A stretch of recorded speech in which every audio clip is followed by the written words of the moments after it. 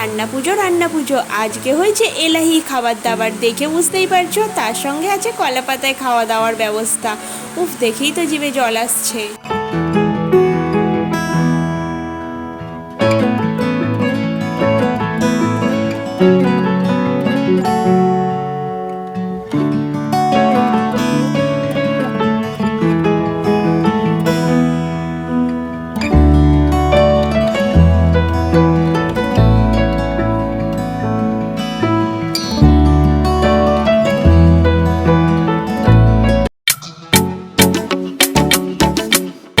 Hello my lovely viewers, তোমরা কি ভাবছো যে হঠাৎ করে আমি নালিকুলে কিভাবে চলে এলাম?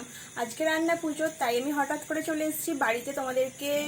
বাড়িতে তোমাদের সঙ্গে ভিডিওটা শেয়ার করা হয়নি, কারণ বাড়িতে একদম টাইম পাইনি। ওখানেও রান্না পুজো আছে, তো ওখানে কিছুটা করে তারপরে এখানে এলাম। তো এখানে মা অনেক করে রিকোয়েস্ট করছিল, তার জন্যই আসা। তো এই সবই আসছি, দেখতে পাচ্ছি এখনো চেঞ্জ করিনি। তো চলো এখন খেয়ে নিই। মা কি রান্না করেছে না করেছে সবটাই তোমাদের সঙ্গে দেখাবো। আর ওখানের ভিডিওটা তোমাদের সঙ্গে শেয়ার করতে পারিনি এই কারণেই, কারণ অনেকটা ব্যস্তর মধ্যে ছিলাম, অনেক তাড়াহুড়ো করে করতে হয়েছে তার জন্য।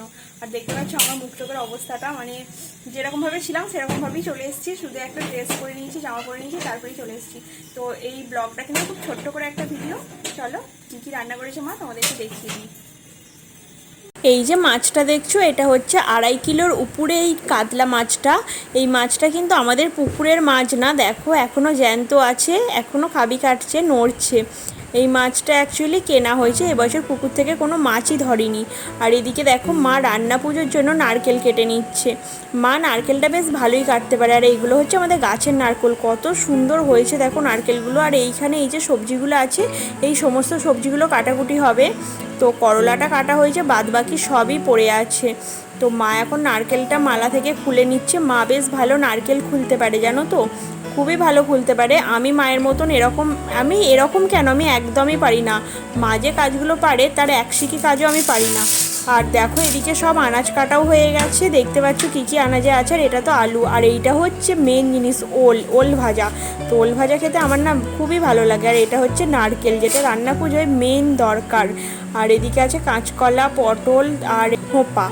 আর এইদিকে দেখো রান্না পুজোর জন্য কিন্তু ঠাকুরের ভাত বসিয়ে দিয়েছে, এটা কিন্তু ঠাকুরের জন্যই হচ্ছে। আর এদিকে মা ডালের জন্য ফোড়ন দিচ্ছে, বেশ অনেকগুলোই শুকনো লঙ্কা দিয়েছে। আমাদের রান্না পুজোর ডাল কিন্তু একদম ঘন ঘন হয়, একদম টাইট টাইট যে বসা ডালটা হয় না, সেরকম ডাল হয়, দেখে বুঝতেই পারছো।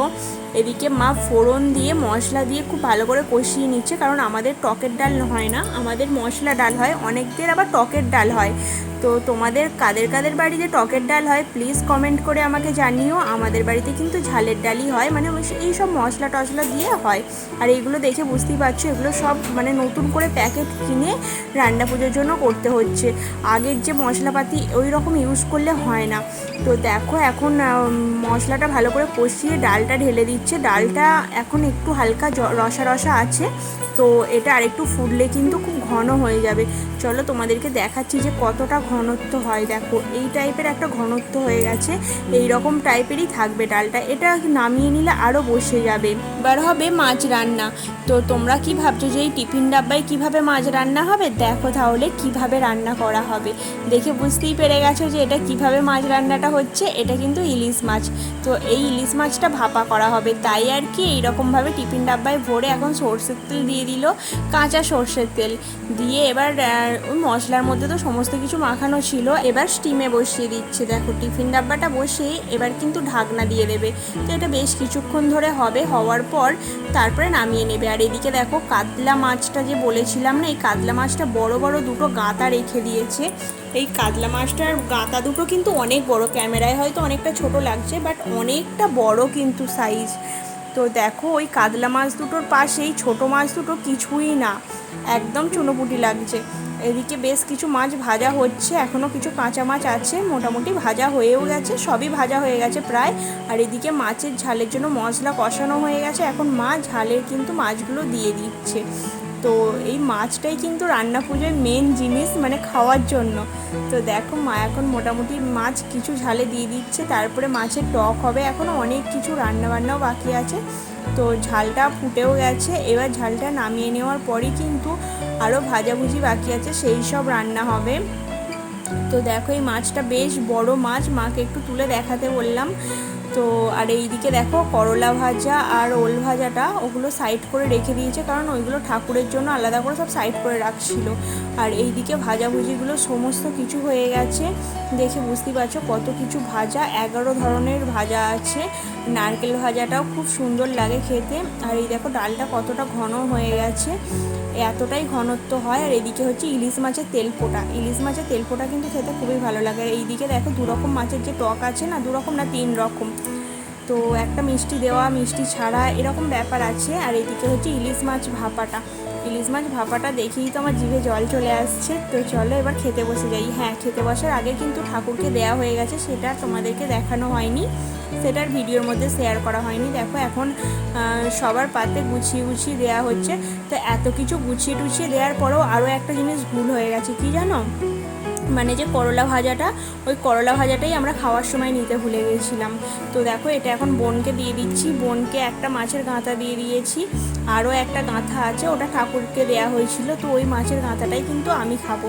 তো এখন এই ডালটা দেখেছো কতটা ঘনত্ব হয়ে গেছে, একদম ঘন ডাল হয়ে গেছে। এখন বনুকে মাছের টক দিয়ে দিচ্ছি, আর ইলিশ মাছটা ওকে বললাম এখান থেকে তুলে নিবি, ও বলছি না তুলে নেবো না, তুই আমাকে দিয়ে দে। রান্না পুজোয় এত পরিমাণে মাছ খাওয়া হয় যে রান্না পুজোর পরের দিনকে আর একদম মাছটা খেতে ইচ্ছা করে না, জানো তো। দেখো টকের মাছ, ঝালের মাছ, ভাজা মাছ, মাছের তেল, কত কিছু দিয়ে খাবো বলো তো। আর তবে ভালোও লাগে খেতে, জানো তো। তোমাদের কাদের কাদের বাড়িতে রান্না পুজো হয় আমাকে কিন্তু জানিও। আমার তো রান্না পুজো খাবার খেতে খুবই ভালো লাগে। সবাই মিলে এখন খেতে বসে গেছি। তো চলো ভিডিওটা আমি আর বাড়াবো না, ভিডিওটা যদি তোমাদের কিছু ভালো লেগে থাকে একটা লাইক কমেন্ট শেয়ার করে আমার পাশে থেকো। আবার দেখা হচ্ছে তোমাদের সঙ্গে খুব তাড়াতাড়ি আরও একটা নতুন ব্লগে। আজকের মতন টাটা।